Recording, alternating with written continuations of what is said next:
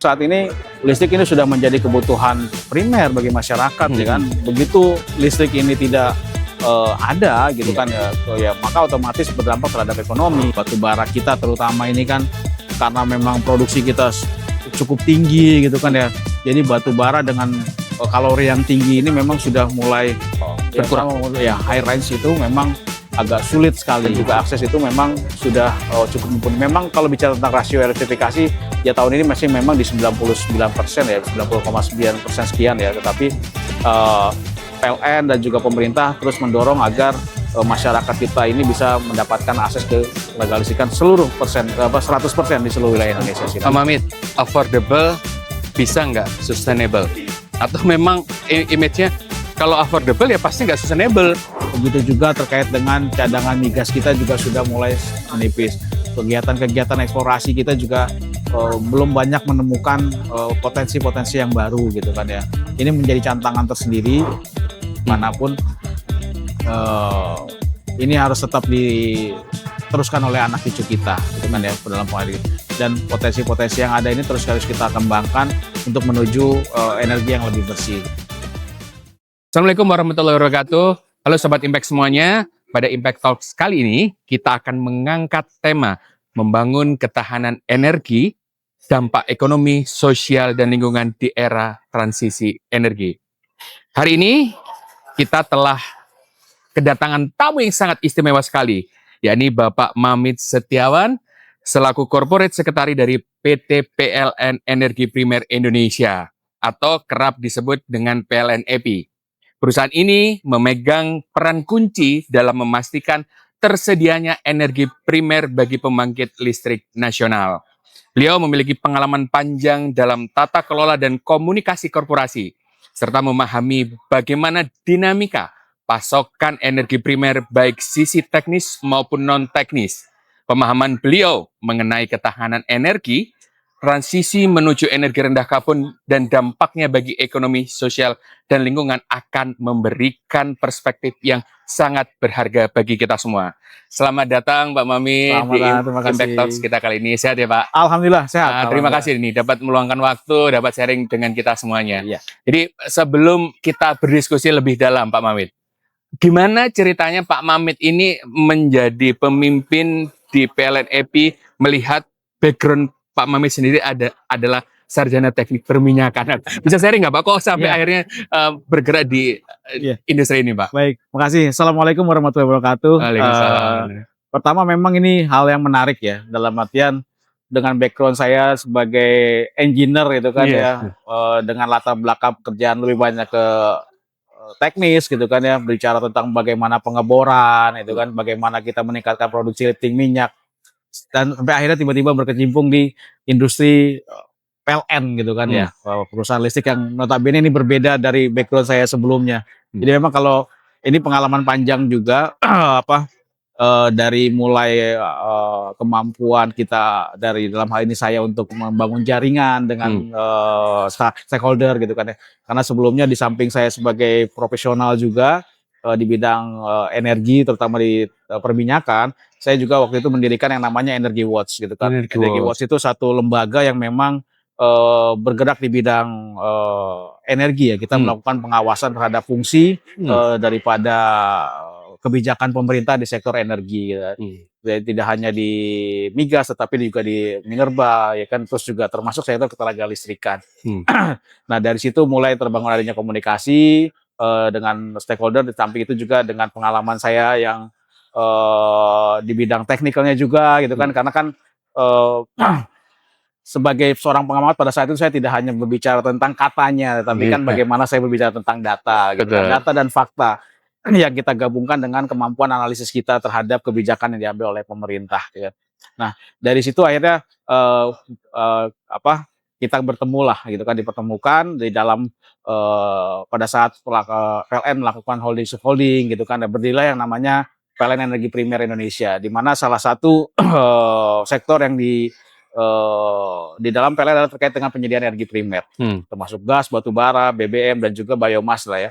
Nah disitulah timbul ketertarikan saya dan kebetulan keterlibatan saya di dalam subholding yang baru ini gitu kan, yang pada saat itu 1 Januari 2023 di launching holding subholding. Nah, dari situ saya diberikanlah posisi sebagai corporate secretary gitu kan, yang memang jauh berbeda dengan apa yang latar belakang saya. Iya. Saya berbicara tentang GCG gitu kan ya, Good Corporate Governance, terus juga tentang TJSL, terus juga tentang komunikasi. Mungkin kalau komunikasi itu hal yang Sudah sering saya biasa lah ya. biasa lah ya gitu kan, karena sering berinteraksi dengan teman-teman media, baik di media cetak, elektronik, online gitu kan ya. Tapi ketika bicara tentang GCG, tentang TJSL, ini adalah suatu hal yang baru gitu kan ya. Jadi ini menjadi tantangan buat saya, dan alhamdulillah kurang lebih mau menjelang 3 tahun PLN EPI, tepat di 1 Januari 2026 nanti, itu adalah tepat 3 tahun PLN EPI gitu. Perjalanan itu berjalan sangat dinamis gitu kan ya, dan banyak capaian-capaian kita juga yang bisa kita dapatkan, termasuk di sektor GCG kita juga. Bahkan di 2024 yang lalu, pencapaian luar biasa buat PLN EPI adalah kita menjadi juara ARA, Annual Report Award gitu kan ya. Ini adalah pencapaian yang sebagai perusahaan yang baru berdiri, ini adalah luar biasa sekali. Jadi, nah itu ceritanya bagaimana saya bisa bergabung gitu kan ya, dengan background yang seorang engineer di perminyakan, tapi memang dipakai juga karena di kita juga ada yang namanya tadi ada gas dan BBM. Nah, saya bisa walaupun beda, dulu saya di hulunya ya, sekarang kan di hilir gitu kan. Jadi tetapi dari sisi bisnisnya memang harus kita belajar. Dan hal yang baru adalah biomasa yang memang sama sekali dulu itu kita belum tahu saya apa itu biomasa ya. Kita pelajarin mulai, saya pelajari juga, dan akhirnya sekarang sudah mulai sangat ya paham lah mau tidak mau sebagai satu apa ya, satu entitas dari PLN EPI. Kalau untuk batu bara memang sebelumnya saya juga sempat menjadi konsultan juga di salah satu perusahaan batu bara gitu kan ya. Jadi sedikit banyak memahami proses bisnis di sana. Jadi alhamdulillah dengan apa ya, dengan kemampuan, dengan latar belakang saya bisa bertahan sampai saat ini sebagai sekretaris perusahaan dan bisa memberikan pelayanan yang terbaik lah untuk PLN EPI, dan juga pastinya untuk stakeholder, untuk masyarakat juga kita coba memberikan apa yang bisa kita mampu berikan. Terutama bagi masyarakat ya, bahwa EPI ini hadir tidak hanya memberikan energi primer, tetapi bagaimana kita juga bisa memberikan kontribusi kepada masyarakat dan berdampak terhadap kondisi sosial di masyarakat juga. Iya, saya yakin sekali nih bahwa dengan background sebelumnya dan sekarang tidak ada kendala karena banyak banget penghargaan yang didapat nih. Saya lihatnya ada BUMN Corporate Communication and Sustainability Summit tahun 2024 juara 1 Media Relation Management, kemudian di PLN Corporate Communication Summit juga Best Media Relation Gold, Best Exposure Bronze, dan Top CSR dan penghargaan-penghargaan lainnya. Ini pastinya mudah sekali, alhamdulillah ya Pak dalam hal ini. Tapi Pak, boleh nggak Pak sedikit diceritakan gitu ya, sebenarnya PLN EPI ini bergeraknya di mana itu? Apakah memang di hulu atau di hilir gitu? Karena energi primer Indonesia ada unit batu bara, biomas dan lain sebagainya. Jadi kalau orang ngomong tupoksinya itu apa sih Pak? Gitu. Jadi kalau PLN EPI itu lebih banyak kepada sektor hilirnya, dalam arti kita sebagai consumernya, penggunanya. Jadi dulu itu sebelum ada holding subholding itu pasokan energi primer itu dia terpecah-pecah. Jadi dari masing-masing, misalnya dari Indonesia Power pengadaan sendiri, terus juga Nusantara Power atau dulu yang adalah PJB gitu kan ya. Terus di PLN sendiri, terus juga ada perusahaan namanya PLN Batubara, itu mereka melakukan proses pengadaan energi primer sendiri masing-masing. Gitu loh. Nah, dengan hadirnya HEPI ini, kita bisa melakukan konsolidasi terhadap proses pengadaan energi primer untuk PLN Group terutama gitu kan ya. Jadi semuanya terpulkan di PLN EPI. Jadi kita itu yang bertanggung jawab terhadap penyediaan energi primer untuk seluruh pembangkit milik PLN Group ya kan, dan juga beberapa IPP yang memang menjadi tanggung jawab daripada PLN EPI atau daripada PLN. Jadi kami memastikan energi primer yaitu batu bara, gas, BBM dan juga biomas itu kepada seluruh pembangkit milik PLN Group gitu kan ya. Jadi mulai dari proses pengadaannya gitu kan ya, proses pengadaannya kami, terus juga pengadaan, perencanaan gitu kan ya, itu adalah bagian dari PLN. Tetapi kami tetap berkoordinasi dengan Genco. Dalam arti Genco ini adalah Indonesia Power maupun Nusantara Power serta PLN, karena kebutuhan terkait dengan energi primer itu adalah dari mereka. Jadi mereka yang memahami betul dalam 1 tahun ini mereka butuh batu bara berapa juta ton sih, bukan, terus berapa gas ini berapa BBTUD, biomass itu berapa kebutuhannya, terus juga BBM juga berapa. Nah ini antara EPI dengan Genco gitu kan kita melakukan rapat koordinasi. Jadi nah, tapi proses pengadaannya itu adalah tetap di PLN EPI. Jadi kami yang melakukan konsolidasi terhadap semua kebutuhan energi primer bagi pembangkit milik PLN Group dan juga IPP di sini. Iya, berarti hanya untuk PLN Group maupun IPP saja, Betul. tidak untuk perusahaan yang lainnya ya Pak? Sejauh ini tidak untuk perusahaan yang lain, tetapi kami juga mempunyai anak perusahaan yang memang tugasnya adalah mencari pendapatan di luar PLN Group atau beyond KWH. Di sini anak perusahaan kami dalam ini PLN Batubara Niaga yang memang menjual batubara ini ke IPP gitu kan ya, ke IPP, ke smelter gitu kan ya, dan juga ke PLN Group sendiri. Tetapi memang fokusnya tetap bagaimana anak perusahaan kami pun ini memang tetap menjaga security of supply bagi PLN Group juga, itu yang paling utama. Selain itu juga untuk dalam proses konsolidasi ini PLN EP juga mempunyai anak perusahaan yang namanya Bahtera Adiguna, pelayaran Bahtera Adiguna. Ini adalah anak perusahaan yang memang fokus terhadap logistik pengangkutan.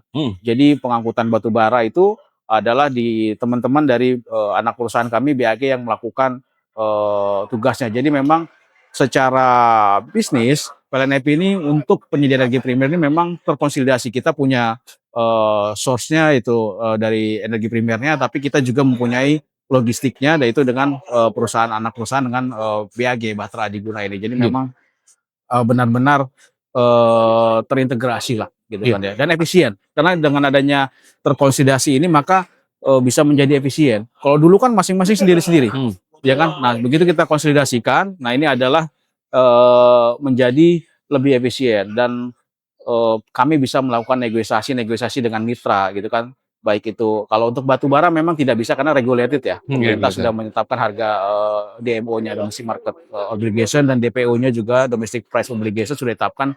Begitu juga untuk gas ya. Gas kan ada HGBT yang memang sudah diregulasi oleh pemerintah. Tetapi efisiensi yang kami lakukan mungkin dari sisi pengadaan LNG-nya kami bisa melakukan negosiasi dengan mitra untuk LNG-nya, sehingga di situ ada efisiensi yang bisa kita dapat.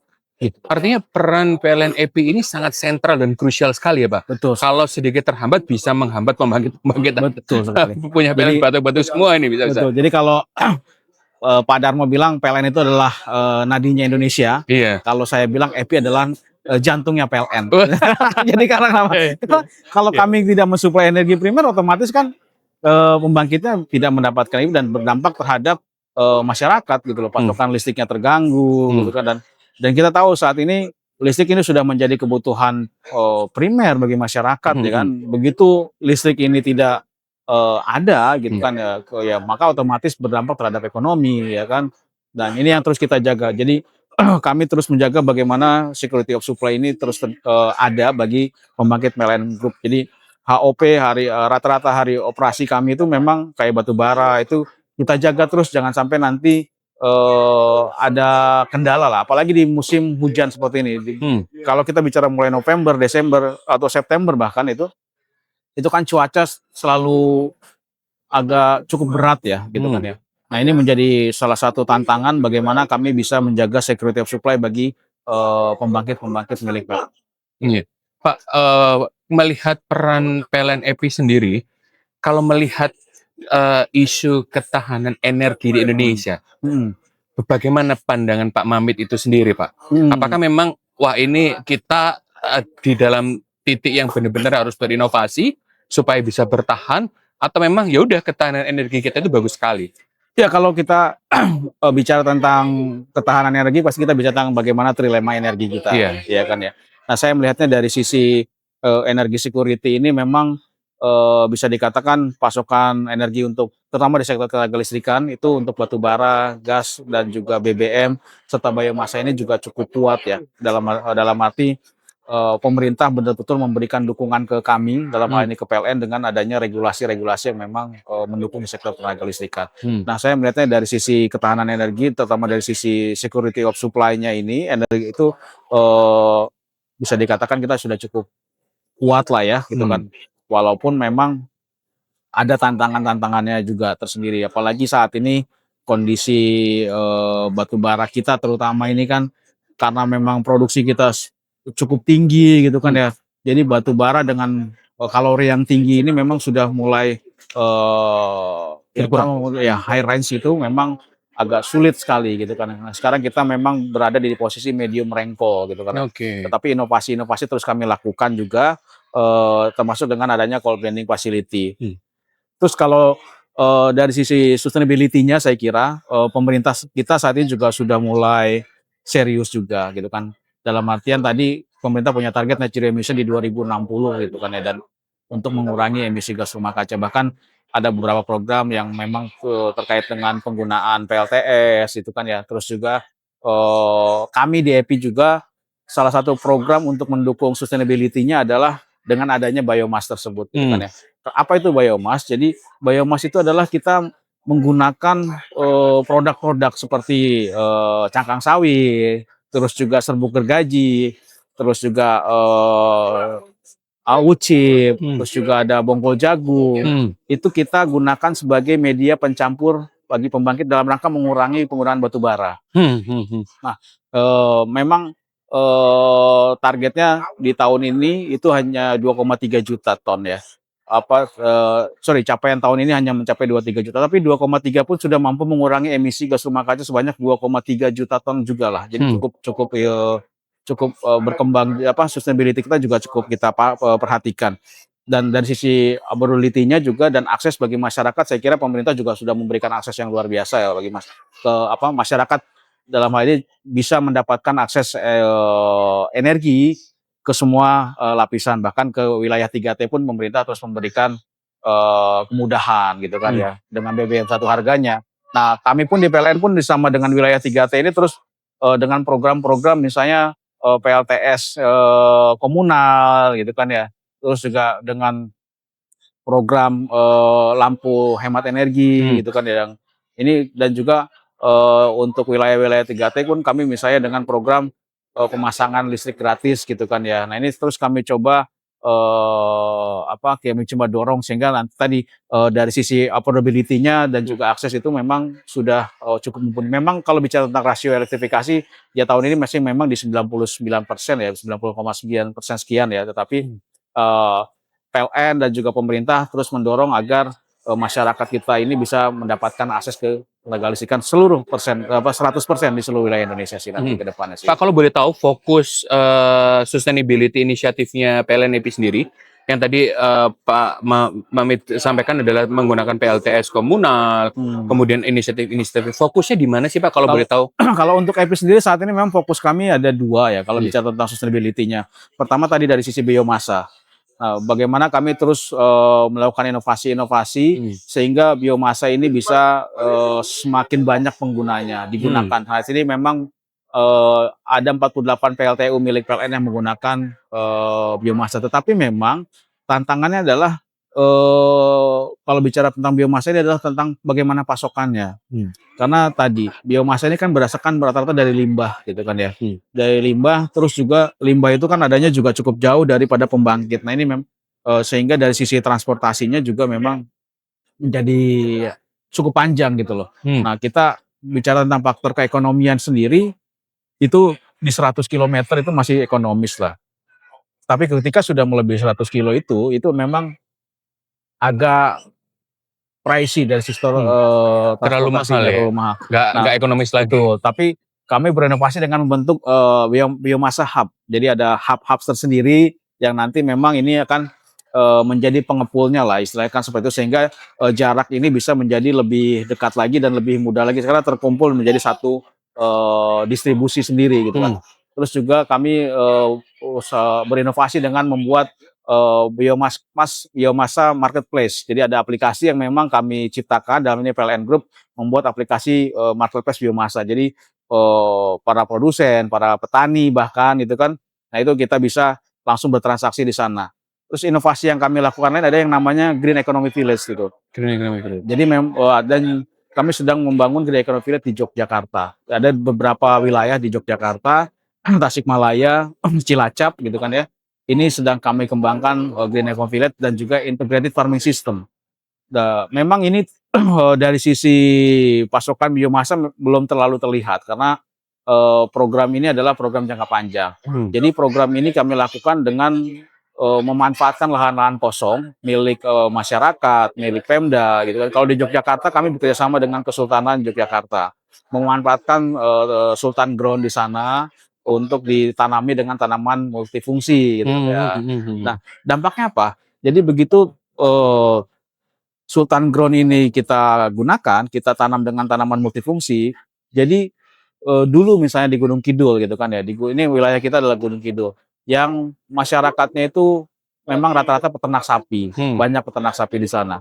Nah, ketika musim panas mereka ada istilah namanya sapi makan sapi. Ya, jadi mereka menjual sapinya untuk membeli pakan ternak tersebut sehingga istilah bisa terus berkembang lah sapinya mereka. Tapi dengan hadirnya kami di sana, kami coba mengurangi istilah sapi makan sapi tersebut. Karena kenapa? Tanaman yang kami tanam itu seperti indigo vera, terus juga kaliandra ini adalah daunnya bisa dimakan ternyata. Jadi itu bisa dimanfaatkan untuk pakan ternak, terus juga batangnya nanti bisa dijadikan wood chip, bisa dijadikan soda, terus nah itu ekonomi sirkulnya akan kita coba hidupkan dan memang sudah hidup nanti. Terus dari situ kami juga daunnya ini bisa pakan ternak, terus nanti kotoran hewannya ini bisa dijadikan pupuk. Kami buat rumah pembibitan di sana gitu kan ya. Dari rumah pembibitan terus nanti masyarakat bisa menjual bibitnya, terus setelah itu juga dari fabanya PLTU itu kita bisa juga jadikan pupuk organik. Nah, jadi ada ekonomi sirkuler di sana yang terus kami ciptakan. Begitu juga di Cilacap, skema ini pun sama gitu. Terus program-program CSR kami di sana pun untuk mendukung integrated farming system ini adalah kami memberikan misalnya bantuan memberikan bantuan kambing di sana. Kambing kalau di Jogja kami adalah kambing perah gitu kan ya. Karena harapannya di sana dengan nanti kambing perah ini susunya bisa digunakan oleh masyarakat dan mengurangi stunting gitu kan ya. Terus kalau untuk di Tasikmalaya kami memberikan bantuannya adalah dengan kambing potong gitu kan ya. Karena memang dari sisi di sana kebutuhannya akan kambing potong lah. Jadi kita coba untuk melihat sebenarnya, melakukan pemetaan terlebih dahulu. Kebutuhan dari masyarakat itu seperti apa. Jadi social mapping kami lakukan sebelum kami terjun dalam program CSR tersebut gitu. Pak, tadi kan terkait dengan biomasa nih. Ada isu terkait dengan kalori dari biomasa tidak memenuhi ke standar. Itu masih ada nggak sih Pak isu itu? Iya. Jadi memang hal itu masih ada ya. Karena kan pastinya PLTU mempunyai batas minimumnya tuh berapa gitu kan ya. Tetapi sudah kami kurangi, coba kita selesaikan dengan adanya pengawasan yang lebih ketat lagi. Oke. Jadi kan memang banyak vendor-vendor yang nakal lah dalam tanda kutip ya gitu kan ya.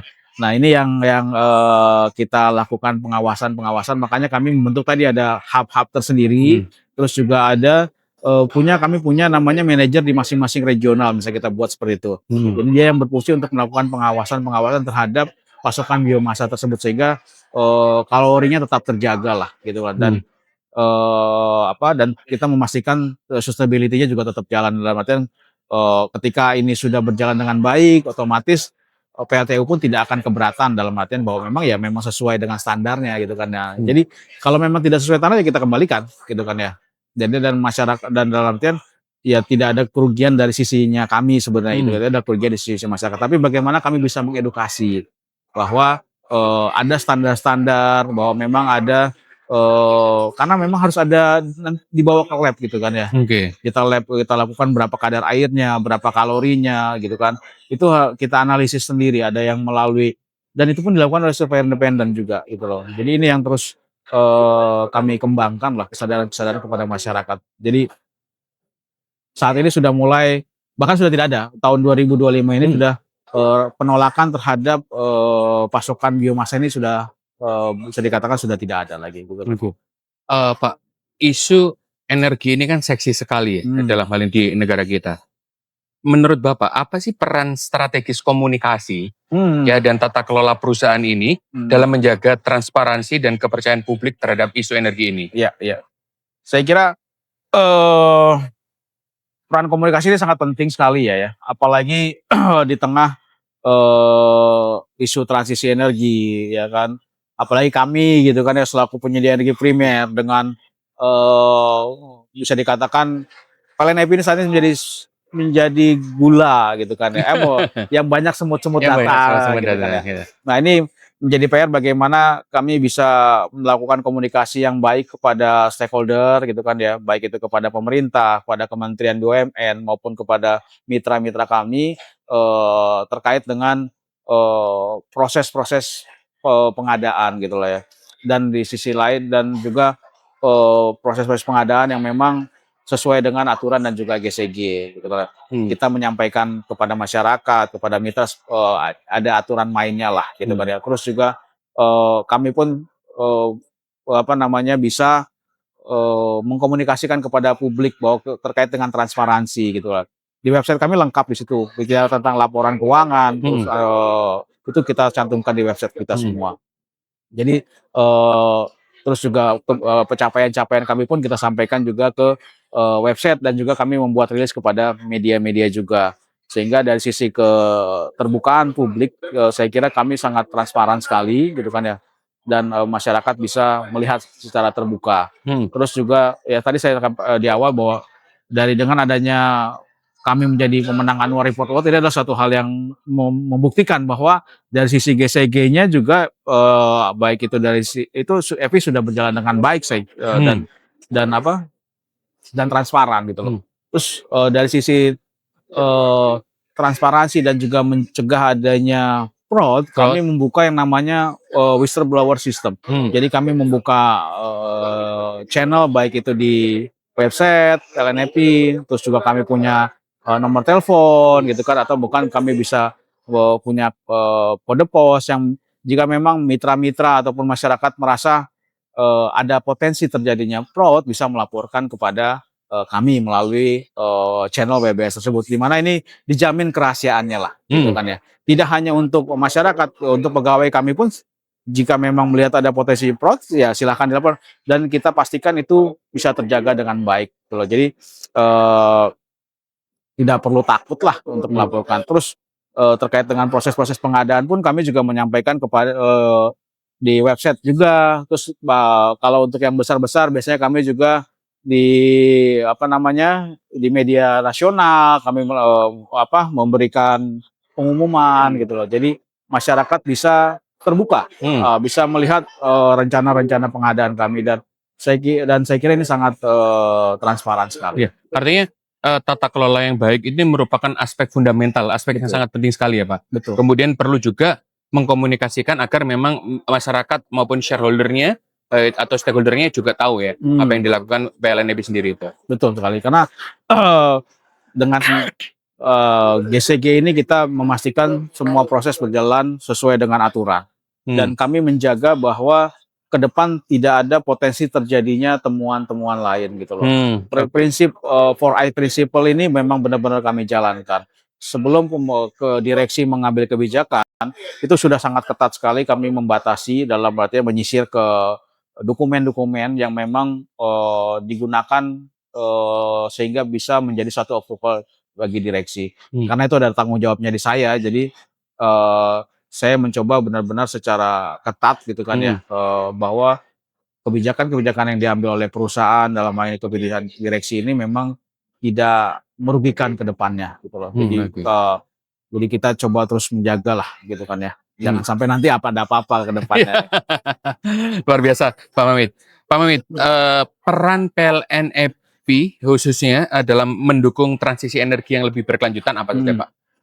Menurut Bapak apa sih? Apakah memang penting sekali khususnya di konteks Indonesia sendiri, tidak hanya PLN? Jadi kami sangat mendukung pemerintah ya dalam program transisi energi gitu kan ya. Ada beberapa program yang kami lakukan gitu kan ya, yang memang saat ini sedang berjalan dalam rangka transisi energi. Di mana salah satunya adalah ada dua, mungkin ada tiga bahkan ya, ada beberapa yang memang. Pertama, selain dari biomasa, tadi seperti saya sampaikan, biomasa itu mampu untuk mengurangi penggunaan batu bara, gitu kan ya. Tadi tahun ini kami di 2,3 juta ton penggunaan biomasa, itu setara dengan 2,3 juta pengurangan CO2 ekivalen, gitu kan ya. Jadi dan itu kita lakukan sampai di 2030 target kami nanti 10 juta. Oke. Gitu ya. Nah, Terus juga saat ini kami bekerja sama dengan Sembcorp, terus juga dengan Atswa untuk pengembangan green hydrogen. Memang ini masih dalam tahap kajian ya, Hmm. studi, tetapi ke depan ini coba kita terus pelajari gitu kan ya. Karena memang kan kalau bicara green hydrogen ini kan butuh pos yang besar ya. Nanti kita akan lihat sejauh mana keekonomian daripada proyek ini gitu kan. Tetapi ini di EPI sedang dikembangkan. Mungkin kalau di NPIP ini sudah berjalan. Mereka bahkan punya stasiun pengisian untuk green hydrogen sendiri gitu kan. Yang kayak di Senayan mereka di Patal sudah ada. Nah, ke depan EPI akan terus mengembangkan juga terkait dengan green hydrogen ini. Terus yang ketiga adalah saat ini kami sedang mengerjakan proyek gasifikasi pembangkit gitu lah. Proyek gasifikasi pembangkit ini bukan proyek gasifikasi dengan PLTS, tapi adalah kami bagaimana menggantikan penggunaan BBM di beberapa pembangkit dengan gas, gitu kan ya. Dan gas ini kan adalah energi yang lebih bersih ya dibandingkan dengan BBM, dibandingkan juga dengan batu bara. Nah ini yang sedang kami kerjakan di beberapa klaster seperti di Nias, terus juga di Nusa Tenggara, di Sulawesi, dan di Maluku, serta di Papua bagian utara. Dari program-program ini saja kami bisa melakukan efisiensi yang cukup besar gitu kan, karena menggantikan BBM dengan gas yang notabene lebih murah gitu kan ya. Terus di sisi lain juga lebih bersih sehingga bisa mengurangi emisi gas rumah kaca. Untuk Nias saja saya ambil contoh, kita bisa mampu menghemat sekitar 72 miliar sampai dengan 150 miliar per tahun gitu kan ya. Dan pengurangan emisi karbon dari 29.000 sampai dengan 47.000 ton CO2 ekuivalen per tahun. Jadi ya kami melihatnya dari sisi EPI, ya kita akan mengikuti apa yang diharapkan oleh pemerintah untuk terus mencoba mengurangi emisi gas rumah kaca. Dari sisi PLN secara keseluruhan pastinya PLN terus mengembangkan penggunaan renewable energy gitu kan ya. Dan program-program PLTS pun saat ini terus dikembangkan oleh PLN. Terus juga terkait dengan pembangunan PLTA pun kami terus kembangkan gitu kan. Dan juga tadi geothermal, ya dari sisi geothermal pun PLN terus mencoba dan sekarang sedang mengembangkan juga geothermal. Dan tadi ya dari sisi hidrogen pun kita sudah mulai berjalan. Jadi PLN Group saya kira kami sangat mendukung kebijakan pemerintah dalam rangka menuju transisi energi gitu.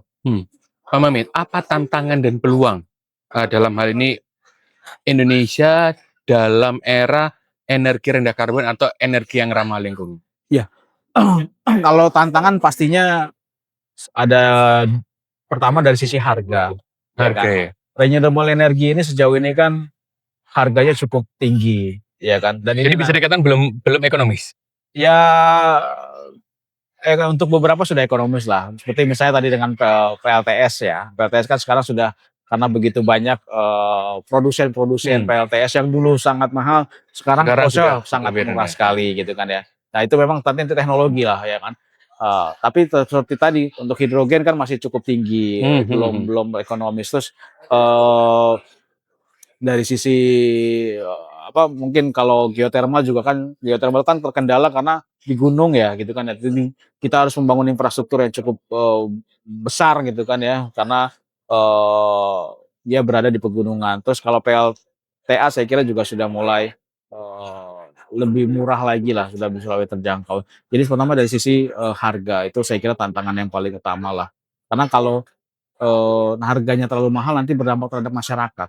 Ya kan nanti BPPK-nya naik nanti, dan berdampak terhadap pemerintah juga misalnya dari sisi subsidi gitu. Nah ini yang tetapi saya yakin sekali nanti ke depan akan jauh lebih murah lah gitu kan ya. Terus dari sisi yang kedua adalah saat ini penggunaan energi primer itu lebih banyak menggunakan energi fosil. Nah ini jadi kan ketergantungan akan energi fosil kita ini sangat besar lah gitu kan ya. Dan kenapa? Karena ini kita kan negara kepulauan. Ini menjadi PR tersendiri ya. Dan rata-rata terklasterkan di Jawa misalnya gitu kan ya. Nah ini akhirnya agak sulit di situlah gitu kan ya. Dalam artian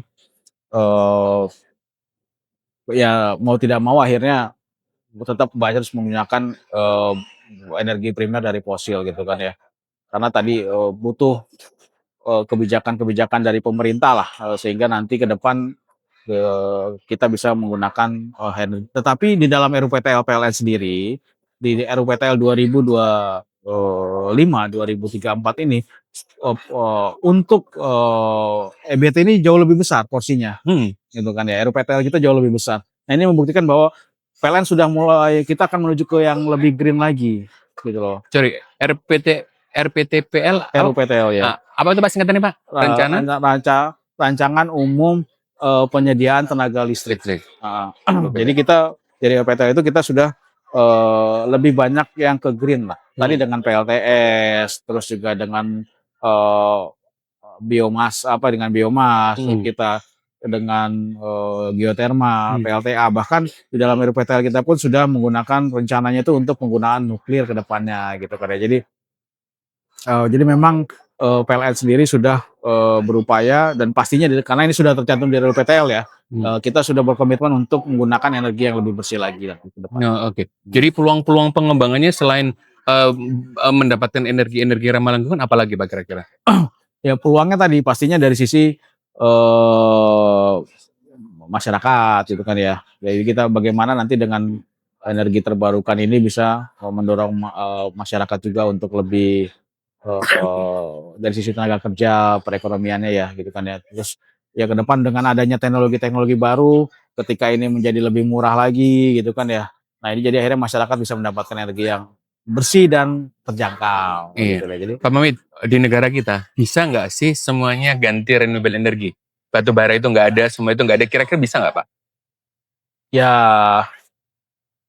ya bisa aja ke depan ya. Tetapi memang dibutuhkan satu teknologi juga gitu loh. Tapi mungkin 5 tahun 10 tahun mendatang mungkin belum bisa Saya kan? kira sampai 2030 pun penggunaan batu bara masih cukup besar ya. Masih besar porsinya ya. Tadi potensi Energi fosil juga dan lain sebagainya. betul. Karena tadi kita menuju Indonesia Emas 2045 gitu kan ya. Jadi dalam menuju Indonesia Emas ini dibutuhkan satu kestabilan terhadap pasokan energi primer dan juga listrik terutama gitu kan. Bagaimana ke depan gitu kan ya, dengan hadirnya listrik ini ya edukasi masyarakat akan semakin meningkat, perekonomian akan semakin tinggi juga gitu loh. Dan setiap tahun kan jumlah penduduk terus meningkat juga gitu kan ya. Bagaimana nanti pemerintah tadi dari sisi trilema energinya ini, bagaimana kita terus pemerintah bisa menjaga dan mempertahankan trilema energi ini di masyarakat. Jadi saya kira ke depan bisa saja, tetapi harus dibarengi dengan teknologi-teknologi yang mendukung sehingga Indonesia benar-benar bisa beralih 100% ke renewable energy. Ya mungkin dengan nanti ke depan dengan penggunaan nuklir. Kalau nuklir mungkin saya kira ini jauh lebih dari sisi harga lebih murah ya kan, tapi tinggal bagaimana dari sisi teknologi dan pengolahan lingkungannya seperti apa. Terus juga saya kira ini yang perlu disampaikan juga bahwa net zero emission 2060 ini bukan berarti tidak ada emisi gitu. Bukan berarti batu bara ini tidak digunakan lagi gitu kan. Tapi bagaimana kita menggunakan teknologi-teknologi gitu kan ya, sehingga karbon yang memang dihasilkan oleh batu bara, oleh PLTU gas itu bisa dijirokan misalnya gitu kan ya. Ya salah satu dengan carbon capture dan juga yang memang sekarang terus dikembangkan gitu kan ya. Dan bisa menjadi lebih murah lagi ya kan, sehingga nanti bahkan sekarang eranya sudah ada green mining gitu ya Pak. Betul sekali. Nah, jadi saya kira ini memang ya kebutuhan akan energi primer, saya kira dari energi fosil itu tetap akan ada gitu kan. Nah, tinggal bagaimana kita bisa mereduce penggunaan daripada emisi karbon tersebut kan. Karena sejauh ini saya melihatnya bukannya belum ada yang menggantikan ya. Tinggal bagaimana kemampuan dan juga kebijakan dari pemerintah gitu kan ya terkait dengan hal tersebut. Pada prinsipnya dari PLN Group kami pasti akan mendukung kebijakan-kebijakan tersebut lah. Pak, melihat ekosistem nih, ekosistem dalam hal ini pemerintah sebagai regulator, BUMN, swasta, dan seluruh stakeholder yang terkait, itu kira-kira sudah cukup bagus atau memang harus ada yang perlu ditingkatkan, either itu koordinasinya atau apanya gitu Pak? Iya, pertama mungkin saya menyampaikan terima kasih kepada pemerintah ya. Pemerintah sangat mendukung penyediaan energi primer di sektor ketenaga listrikan. Hmm. Kebijakan-kebijakan yang dibuat pemerintah di sektor ketenaga listrikan ini sangat luar biasa sekali. Oke. Mulai dari adanya tadi DMO batubara 25%, terus harga yang sudah ditetapkan $70 per ton, itu, terus juga sekarang ini adanya kebijakan penugasan dari pemerintah untuk penambang-penambang kepada sektor tenaga listrikan. Terus tadi saya dari sisi gas, dari sisi HGBT-nya juga itu kami mendapatkan harga khusus gitu kan ya, dari sisi untuk gas pipa dan dari sisi alokasi gas pun PLN mendapatkan alokasi dari pemerintah. Jadi saya kira pemerintah sangat mensupport PLN terkait dengan energi primer tersebut gitu loh. Jadi hubungan kami dalam ini PLN Group gitu kan ya dengan pemerintah saya kira sudah sangat bagus ya kan, dan pemerintah sangat mendukung. Begitu juga hubungan kami dengan stakeholder yang lain, misalnya dengan DPR pun juga hubungan kami sangat terjaga sekali gitu loh. Pak Mamit, bisa dikatakan ekosistem yang di negara kita ini sudah cukup bagus ya Pak. Jadi Bapak sudah menyampaikan dari pemerintah regulator, dari DPR-nya, kemudian infrastruktur pendukung maupun dari swasta maupun BUMN ini sudah melakukan yang sama. Iya, saya kira kita sudah sangat sudah cukup bagus lah. Bahkan dengan mitra-mitra pun juga kita komunikasi ini sudah berjalan dengan baik gitu kan ya. Karena tadi ini kita sudah PLN ini semuanya regulated gitu lah ya. Jadi rata-rata ya kita sudah diatur oleh pemerintah, sudah ada aturan dari pemerintah, dan ya ini menjadi satu blessing buat kita, buat PLN terutama, sehingga kita bisa memberikan listrik kepada masyarakat yang murah gitu kan ya. Terus juga tadi ke pasokan energi primer yang handal gitu kan ya. Karena tadi dengan adanya dukungan-dukungan dari pemerintah ini akan menjadi sangat mendukung kami lah gitu kan ya, dalam menjaga pasokan energi primer terutama. Jadi tadi saya bilang kami sangat berterima kasih lah apa yang sudah diberikan oleh pemerintah saat ini. Oke, iya Pak Mamit, dalam hal ini artinya apakah masih ada peluang peningkatan penguatan ekosistem yang ada tadi itu Pak? Kira-kira kalau yang perlu dikuatin di apanya sih Pak gitu? Ya pastinya kan penguatan itu pasti ada lah ya kan. Pemerintah juga akan melakukan evaluasi terhadap kebijakan-kebijakan yang dibuat gitu kan ya. Seperti saat ini misalnya terkait dengan kebijakan DMO. DMO ini kan tidak hanya di sektor tenaga listrikan tetapi juga di sektor-sektor yang lain.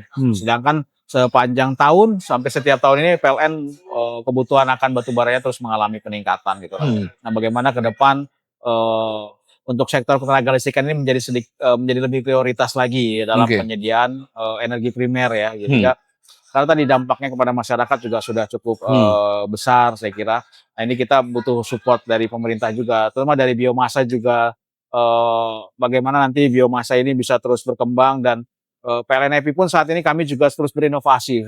Saya lupa menyampaikan bahwa kami tidak hanya bicara tentang biomasa tetapi tentang bioenergi ke depannya. Bioenergi. Nah, kami sedang melakukan transformasi saat ini menjadi bioenergi. Jadi tidak hanya yang padat-padat tetapi ke depan juga kami akan berinovasi dengan bioenergi yang lain, dengan penggunaan bio yang lain yang memang mempunyai potensi untuk dilakukan diversifikasi terhadap penggunaan energi primer yang dari fosil. Misalnya nanti ke depan dengan adanya pemanfaatan famenya daripada kelapa sawit, ya kan? Terus juga program-program yang lain lah yang bisa kita tingkatkan lah. Yang pasti PLN EPI saat ini terutama di Direktorat Biomasa sudah melakukan transformasi menjadi bioenergi. Jadi akan menjadi lebih luas lagi lah cakupannya ke depan. Jadi selain biomasa, bioenergi, kira-kira apa Pak rencana ke depan PLN EPI sendiri untuk meningkatkan ketahanan energi maupun inovasi-inovasi yang dilakukan? Iya, pastinya kami ke depan di dalam RJPP kami sampai dengan 2030 nanti pastinya kita akan meningkatkan revenue kita lah. Target kita di 2030 revenue kita mencapai 200 triliun gitu kan ya. Ini didukung oleh kebijakan pemerintah, kebijakan yang kita lakukan ke depan adalah dengan meningkatkan penggunaan daripada gas tersebut ya, daripada gas, karena gas ini adalah salah satu energi primer yang menjadi transisi untuk menuju yang green lah. Dan PLN itu terus dikembangkan oleh PLN dengan program-program yang kami tadi lakukan, program gasifikasi. Nah itu yang terus kami lakukan ke depannya. Terus inovasi kami lakukan, eee, kami dengan anak perusahaan yang di sektor, pengangkutan juga, saat ini terus mengembangkan bagaimana, agar bisa menjadi lebih efisien lagi gitu kan ya. Saat ini armada-armada kami juga sudah ada beberapa armada itu sudah menggunakan, OPS ya, onshore power system. Dulu, ini adalah salah satu upaya juga untuk mengurangi emisi gas rumah kaca. Jadi kapal-kapal yang sandar itu kalau berhenti itu dia kan mesinnya, menggunakan Diesel. diesel ya. Ah, Nah, saat ini di beberapa PLTU sudah menggunakan charging, jadi oke. di-charging kayak SPKLU gitulah. SPKLU. Jadi lebih hemat lagi lah, dari sisi pembiayaan lebih hemat, terus dari sisi emisi pun bisa menjadi lebih mengurangi emisi, terus dari sisi emisi suara pun noise-nya lebih sedikit lah dibandingkan dengan menggunakan diesel. Terus, ke depan juga kita mendorong supaya, untuk penggunaan daripada, LNG ini gitu kan ya, di dalam bahan bakar kapal anak perusahaan kita. Dan tadi inovasi yang lain pastinya kita akan, terkait dengan green hydrogen ini kita akan terus kembangkan, bersama dengan mitra, dengan, Sembcorp, dengan Aiswa gitu kan ya. Sehingga ini bisa terus, ya bisa terrealisasi dan bisa, bisa terrealisasikan dan bisa memberikan manfaat lah bagi masyarakat. Iya. Pak Mamit, affordable bisa nggak sustainable? Atau memang image-nya kalau affordable ya pasti nggak sustainable, atau kalau sustainable ya pasti mahal gitu. Nah, itu gimana Pak? Iya, Bisa nggak itu? kita usahakan semuanya bisa lah. Apakah memang bisa energi yang murah, kemudian ramah lingkungan? Iya. Atau yang murah itu cenderung nggak ramah lingkungan? Nah kan biasanya gitu Pak. Ya itu, tadi kan kita terus coba kembangkan lah tadi kan ya, Hmm. dengan inovasi-inovasi yang kita lakukan, itu kan ya, ya termasuk, tadi kalau di ranahnya PLN Group tadi dengan PLTS ya kan, dengan PLTA, ya itu yang terus dikembangkan lah, kita dengan karena PLTS juga sekarang sudah jauh lebih murah tadi ya sampaikan ya. Ya ini terus kita tingkatkan lagi lah penggunaan PLTS. Terus tadi ya, biomasa itu sebenarnya juga murah, karena harganya itu eee sama lah dengan harga batu bara lah gitu kan ya. Jadi kan kalau saat ini penggunaan batu bara kan memang energi primer paling murah ya. Nah biomasa pun sama gitu kan ya. Nah, jadi harganya juga tidak jauh dengan batu bara, tetapi memang tadi penggunaannya memang belum belum secara maksimal gitu kan ya. Ya ke depan tadi, program gasifikasi pun kita terus inilah. Jadi itu kan bisa jauh lebih murah dan saya pastikan PLN ya sesuai dengan RUPTL lah kita akan terus mencari bahwa komitmen untuk, green energy ini akan lebih besar dibandingkan dengan energi fosil. Artinya bisa ya Pak, affordable Insya dan Allah bisa. sustainable. Insya Allah bisa. Oh. Insya Allah bisa dengan berbagai upaya dan tadi kemajuan teknologi lah Oke. gitu kan ya. Luar biasa sekali dalam hal ini. Pak, kemudian menurut Bapak kolaborasi strategis lintas sektor ini untuk memperkuat ketahanan energi dan mempercepat transisi energi nasional bagaimana Pak caranya? Untuk Iya. memperkuatnya. Saya kira, semua lintas sektor ini bisa mempunyai mindset yang sama. Iya. Bagaimana kita bisa memberikan pelayanan kepada masyarakat, terutama dari sektor energi ini, yang pertama pastinya yang handal. Yang kedua adalah yang murah, gitu kan ya. Karena dengan handal tapi terjangkau, maka ini akan membantu perekonomian masyarakat. Oke. Kita menuju Indonesia Emas 2045 ini akan jauh lebih mudah, gitu kan ya. Dan selama pemikirannya sama, saya kira terus juga dengan pemikiran yang sama, maka nanti akan didukung oleh kebijakan-kebijakan yang juga memang menuju ke sana. Gitu kan. PLN sebagai BUMN yang diberikan penugasan oleh pemerintah untuk memberikan pelayanan listrik kepada seluruh masyarakat Indonesia akan menjalankan kebijakan-kebijakan tersebut dengan sesuai dengan apa yang diharapkan oleh pemerintah. Termasuk kami dari EPI, bagaimana kami dalam mendukung PLN memberikan layanan kepada masyarakat, menyediakan energi primer yang handal. Nah, dengan menyediakan energi primer yang handal dan juga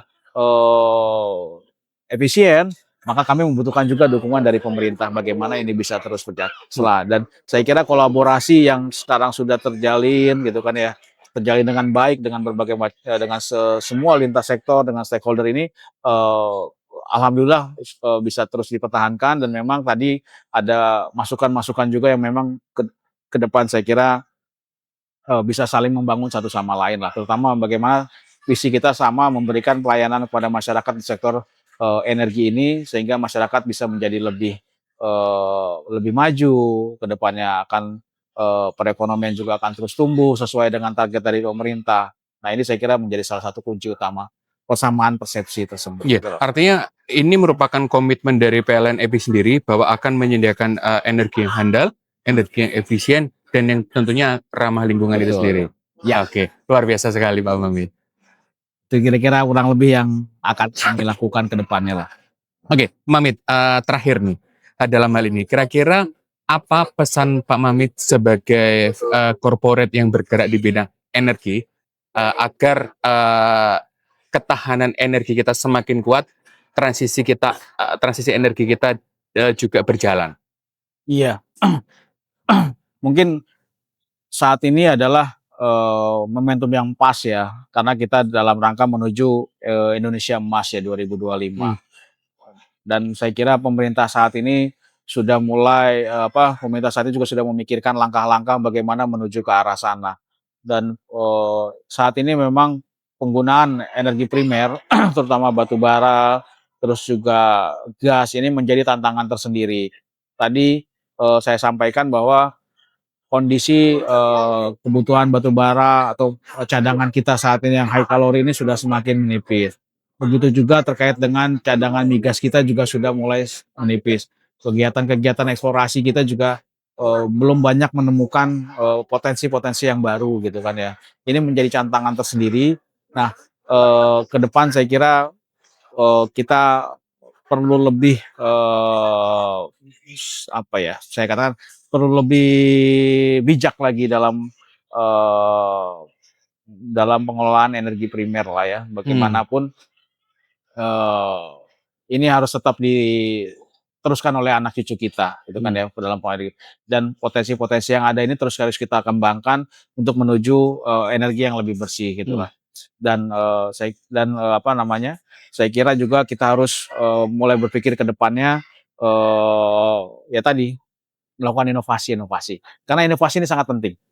Nah, perusahaan tanpa inovasi ya ibarat ya perusahaan lama-lama akan jatuh juga gitu kan ya. Kita banyak belajar dari perusahaan-perusahaan yang minim inovasi seperti Kodak ya kan, seperti Blockbuster gitu kan ya, yang seperti BlackBerry misalnya atau Nokia yang tidak ada inovasi akhirnya akan tertinggal oleh kondisi saat ini. Begitu juga di EPI, kami akan terus melakukan inovasi-inovasi sehingga nanti kami bisa tetap tumbuh ya kan, tetap berkembang dan tetap bisa menjaga kehandalan pasokan energi primer. Nah, dan juga itu dibutuhkan pastinya tadi kebijakan-kebijakan dari pemerintah lah. Gitu loh. Oke, luar biasa sekali. Sobat Impact semuanya, kita sudah mendengar secara bersama-sama bagaimana wawasan dan penjelasan yang komprehensif dari Bapak Mamit Setiawan. Pembahasan yang disampaikan sangat luar biasa, kemudian mulai bagaimana peran PLN Energi Primer Indonesia menjaga ketahanan dan kemandirian energi, bagaimana tantangan-tantangan energi dan bagaimana transisi energi yang ada di Indonesia hingga dampaknya bagi ekonomi, sosial, dan lingkungan. Semoga perbincangan kita hari ini dapat memberikan gambaran yang lebih utuh bagi Sobat Impact semuanya, betapa pentingnya energi primer di Indonesia. Terutama bagaimana untuk kebermanfaatan ekonomi, sosial, dan lingkungan. Pentingnya dukungan kolaborasi lintas sektor ini akan memastikan bagaimana energi akan semakin efisien dan handal gitu ya Pak Mamit dalam hal ini. Luar biasa sekali. Terima kasih Pak Mamit atas waktunya, terima kasih atas ilmunya. Kita akan ketemu lagi di lain kesempatan. Demikian Sobat Impact, saya akhiri. Wassalamualaikum warahmatullahi wabarakatuh. Salam berdampak. Terima kasih.